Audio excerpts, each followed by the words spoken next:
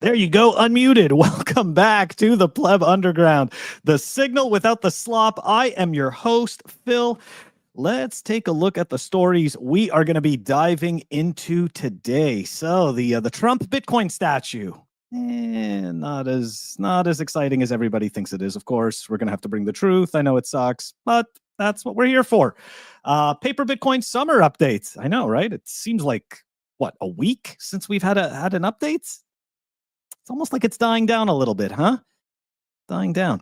Anyways, did Canada just rob an OG exchange of $32 million? Yeah, there's some op return drama in that one. Shout out to Lucky Redfish for tagging me in that story. Jailed for TOR? We're going to take a look at that story. This is kind of frightening considering the people that we have essentially prosecuting these types of people that run this type of technology, and they don't even understand what it is that they're doing, but yet they're willing to prosecute these people and take away all of their freedoms. Anyways, it's wild. The UK FCA considers waiving tradfi rules for crypto. We're going to take a look at that. And there's a video. This is actually from one of Predator's posts. It is Michael Saylor essentially talking about how he created those financial products that MicroStrategy is selling to quote-unquote investors. Anyways, it's going to be a very interesting show. You guys know the deal. I'm going to show some love to the Pleb Underground sponsor. We are going to be back in 30 seconds. And yeah, that's right. We're going to dive in all the fun. Here we go. Pleb Underground is sponsored by Archimedes Emporium. Discover the pinnacle of precision engineering, starting with their Bitcoin logo wall clock, meticulously machined in Maine from a solid block of aerospace-grade aluminum, ensuring unparalleled durability and performance. Experience the difference of a product made without compromise. Head on over to Archimedes Emporium. Okay, so you guys probably saw this, right? Not necessarily from the Bitcoin archive account. Many accounts obviously retweeted this. The comic-looking Trump statue holding, I guess it's a Bitcoin, it's a representation of Bitcoin. So yeah, here you go. You know, the golden Donald Trump statue holding Bitcoin appears outside the U.S. Capitol on the Fed rate cut day. Fantastic advertising. Yeah. They were actually allowed to do, and this wasn't fake, by the way. I saw some comments, people were like, yeah, no, that's fake AI, this and that. No, sadly, I kind of wish maybe it was fake. Or let me rephrase that. Maybe it came from a different source. Anyways, let's take a look at this here. Yeah, so 12-foot golden statue of Trump holding Bitcoin was installed outside the U.S. Capitol. The statue's unveiling coincided, right, with the Fed Reserve's 25 basis point rate cut. The installation was temporary, permitted from 9 a.m. to 4 p.m., as confirmed by the Donald J. Trump golden statue's official X handle. Are you starting to understand what's about to happen here? This event follows growing discussions on regulating digital assets. This statue has nothing to do with that, with the UK and US exploring joint frameworks to simplify rules and attract institutional crypto investment. While all of this sounds really fun, yeah, here's the here's the actual truth about this piece, which is right here. The golden statue of Donald Trump holding Bitcoin was commissioned and installed by a collective of cryptocurrency investors. We're not talking about Bitcoin, we're just talking about cryptocurrency investors. A representative named Hikam Zagudi has been identified as the spokesperson for the group. The project is associated with, look at that, the Donald J. Trump golden statue DJTGST initiative, which also ties to a meme coin token surge. Yeah, it's shitcoin ad, guys. It's just a shitcoin ad. Sorry, that's what happened there. Sorry, too bad. Anyways, moving on. So yeah, really great publicity. It's kind of interesting, right? How we were talking about this during the roundtable. How Bitcoiners are such terrible salesmen, yet every time a shitcoiner, or not every time, but a good portion of the time that shitcoiners try to shill their shitcoins, they always like to remind people how it could be just like Bitcoin, right? It's got some features just like Bitcoin, and if it could do just a fraction of what Bitcoin did, it's going to change your life, right? It's going to change your life. It's interesting. It's interesting that the shitcoiners need to borrow validation from Bitcoin. Not surprising. Not surprising. Anyways, all right. Moving on from this story, let's go take a look at, what is this? There's like a fly over here or something? I don't know what's going on. Anyways, let's take a look at the next story. Yeah, we're going to take a look at some paper Bitcoin stuff. All right, here we go. It's paper Bitcoin stuff. Let's do it. What the hell? It's like flies everywhere. I don't know what's going on here. Sorry, guys. Okay, so Metaplanet, huh? Been a bit of a rough patch. Been a bit of a rough patch for Metaplanet. Those shares. Anyways, Metaplanet successfully raises $1.4 billion, including from sovereign wealth funds to buy more Bitcoin. Nothing stops this train. You know what? The investors are thrilled. I'm sure they're just thrilled with their move.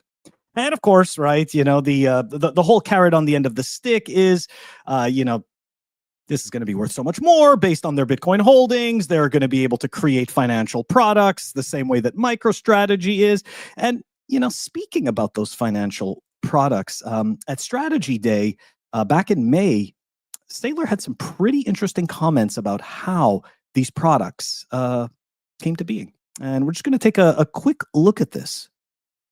You've got financial institutions that embrace digital intelligence. Like my company, I sit down on a Saturday afternoon, I play with the AI, I design a security, I redesign the security, I design the security for the third time. The AI says it's never been done in the history of the world. I send it to the lawyers. They say it's never been done in the history of the world. I send it to the bankers. They say it's never been done in the history of the world.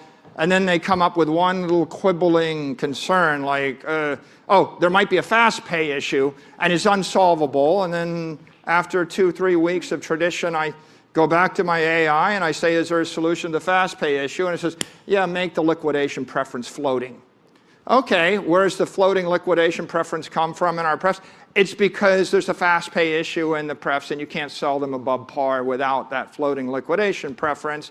I could hire 10,000 lawyers and wait 10,000 years. I wouldn't get the answer. I got the answer in a few minutes from the AI because the AI has no prejudice. It has no inertia. Okay, that's a finance company that uses digital intelligence. What happens next is we print $6 billion of those.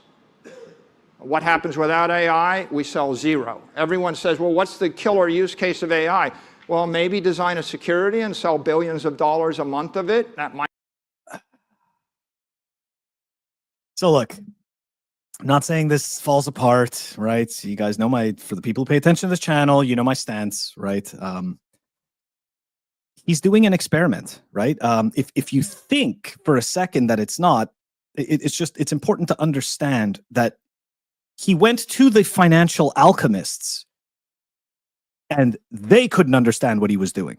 Okay. And again, it doesn't mean that, oh, wow, you know, they are the authority and we should be appealing to that authority. No, but the people that are implementing these instruments don't know how this works. And so he went to an AI which aggregates data and spits it back, and the AI told him it's okay. So honestly, I don't think this ends well. I can't help but laugh because for me, I just see it as hubris. I'm not saying, you know, I'm obviously not saying that, you know, Michael Saylor's not intelligent or anything like that. I just think that as humans, we tend to not realize sometimes when we're making big freaking mistakes. And again, to me, this is an experiment. Hopefully, right? Hopefully the market conditions stay such that it allows him to be able to continue to sell his products and purchase more Bitcoin and all of that good stuff. I'm just not so confident. I'm not so confident in that. And again, I have said it before, it has to do with dwindling operating cash flows and the fact that they have dwindling free cash flows and the fact that these actual software business is just going down. Which I understand. He's trying to turn himself into a treasury company and make these products, right? But the reality is that Bitcoin doesn't actually generate any income. So I mean, he's generating income with it right now, so to speak, but he's doing it by issuing debt and creating derivative products. Anyways, yeah. Yeah, I agree, Z-Logic. You don't need MSTR. Yeah, I mean, it's like, look, for me, like this product is for people that just genuinely, they don't want to understand Bitcoin. They don't want to hold Bitcoin. They don't, but they want to have what they believe is exposure to Bitcoin. So there you go. Here's your crumbs. You get exposure to the price. Anyways, yeah, that's good stuff there in the Paper Bitcoin summer updates. Moving on, let's go take a look at this article here that Lucky Redfish tagged me in, the up return stuff. Let's take a look. So it's a tweet from Low Elites. Looks like the Canadian police just announced an asset seizure in an op return. Uh-oh. That's not good. Stuck some data in there. All right, let's take a look. So on September 10th, an op return transaction was funded by the non-custodial exchange ChangeNow, carrying the following message: crypto asset controlled by the RCMP Crypto Actif Controls par la GRC.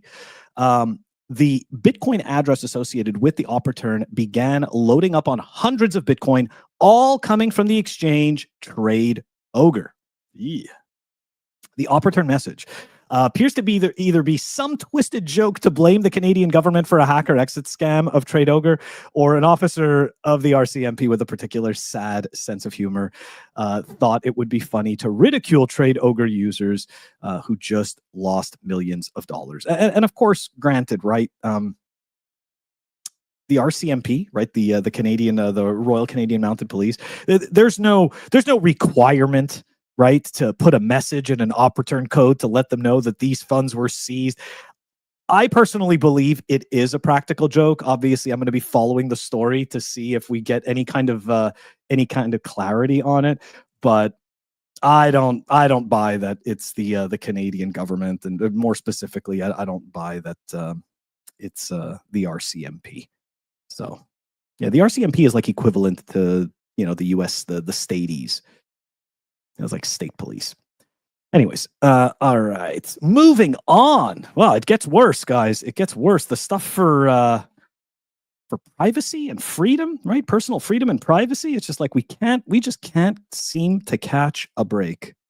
Well, maybe there's some light at the end of the tunnel, and hopefully it is not a train. Okay. The FBI couldn't get my husband to decrypt his Tor nodes, so they told a judge he used his graphics driver access the dark web and jailed him pre-trial for 3 years. Okay, that is very scary stuff. So my husband is a former Tor operator, and at one point he ran some of the fastest relays and exit nodes in the world. This nightmare began when he refused to help the FBI decrypt traffic from his exit nodes. That minor charge was all they needed to get him into the system to deny him bail. A U.S. probation officer in Texas lied under oath, telling a judge that Conrad had installed a Linux OS. This is the scary stuff, guys. A Linux OS called Spice to knock out their monitoring software and access the dark web. Okay. So obviously, I haven't done any IT work or troubleshooting in like 5-6 years. So I had to go back and do some digging, figure out what Spice what Spice actually is. So essentially, it's just a client to connect to virtual desktops, and more specifically, it's a graphics driver for use in VMs. Okay, so when you're running an environment like, let's say, VMware or hypervisor, in some cases, you may want to connect to that operating system remotely. So you would, in some cases, install, let's say, a virtual machine client or a hypervisor and then you would connect to that machine. This is not sketchy stuff. I mean, this is used by, number one, by governments, by technical support all over the world, right? By engineers all over the world. Like this is nonsense. And the scary thing is that the people that are sitting behind the bench, right, that are making decisions, they don't understand that they don't even understand. It's wild. Yeah, exactly. Thank you, ACP. In other words, remote desktop. Like literally, like that's what that is. Remote desktop with like a graphics driver to help with your copy and paste. You know, because like as you know, if you use virtual machines, copy and paste and moving files between the VM and the machine that you're connecting it to sometimes is not so fun. Hold on a second here. Yeah, exactly. Thank you. Gen X, thank you. The same tech as how you were watching this right now. Like this is, it's total nonsense. Thank you. Yeah, it's not fun to be the voice of reason, right? Because it's usually not as exciting as the drama. However, it stops people, I think, from getting wrecked. So yeah, we're going to continue to do that. Okay, anyways, moving on. We're going to take a look at this UK, what did I just have an update? We're going to take a look at this UK story here. The UK FCA considers waiving tradfi rules for crypto. Yeah, let's go take a look at this one here. Yeah, the UK's Financial Conduct Authority seeks comments on whether consumer duty, a rule requiring companies to deliver good consumer outcomes, should apply to crypto. I gotta say, as soon as I heard that wording of the good consumer outcomes, it made me feel good. And as soon as it made me feel good, I had to check to see if it was bullshit, because that's par for the course, right? They put out some fluffy wording, makes you feel good. I'm being protected, and really it's giant nothing burgers. So let's dive into it. This includes rules on operational resilience and controls against financial crime. Of course, the regulator also opened discussions on issues unique to crypto markets. The FDA is seeking comments on whether the UK's consumer duty, which mandates financial firms to deliver good outcomes for consumers, should also apply to crypto companies and crypto asset activities. Okay, so I mean, it's, you know, kind of sounds good, but what is this good conduct thing, that this consumer duty thing all about? So it requires financial firms to act to deliver good outcomes for retail customers by acting in good faith, avoiding foreseeable harm, and enabling customers to pursue their financial objectives. I got to tell you, although this feels really good, I don't even understand how this is truly enforceable. But look, we've got a pyramid. We've got, boom, right? Top of the pyramid is the consumer principle. And then this is how we implement these consumer principles. So look, obviously, you know, it just seems like, it seems like something that everybody would just understand, right? You don't want to be creating products that are actively harming your customers. And of course, you can always use the argument, well, look at tobacco companies. I don't know what to say in that case. You know, that's just awful. Like truly, truly awful. The fact that, you know, we let people poison themselves. However, at the same time, this is also part of free markets, right? You put all of the information out there and you let people make decisions for themselves. Now, do I actually think that this customer duty thing is actually going to fix anything in terms of scams and rug pulls and stuff like that? No. It's essentially, all it is just lip service, right? It's just simply designed to protect the institutions that are issuing this garbage to a certain extent and shielding them from legal liabilities. That's all. It's just a matter. It's the same thing as KY. I shouldn't say it's the same thing. It's very similar to KYC. You provide a framework with checkboxes, and as long as people follow that framework and those checkboxes, they always have something legally to go back to and say, well, no, look, we followed what you said. You know, right? So just something to think about. Anyways, let's see. What do we got here? This is a very good point. UTXO. If they followed that rule, they would have allowed people to withdraw their money from the bank, wouldn't they? Yeah, they would. But remember, it's when they don't let you withdraw money from the bank, it's for your safety, the greater good, security. You know, they want to make sure they're protecting you. Anyways, guys, that is going to do it for this episode. It's a live episode of Pleb Underground. Tomorrow, it is going to be Ulrich and I, and we are going to have Mr. Time Chain Calendar himself, who just dropped an app, right? Just released his first app. We're going to have him on the show. He is going to join us. We're going to talk about, obviously, all things Time Chain Calendar, which we've had TC on the show before, so this should be fun. He's going to maybe give us some...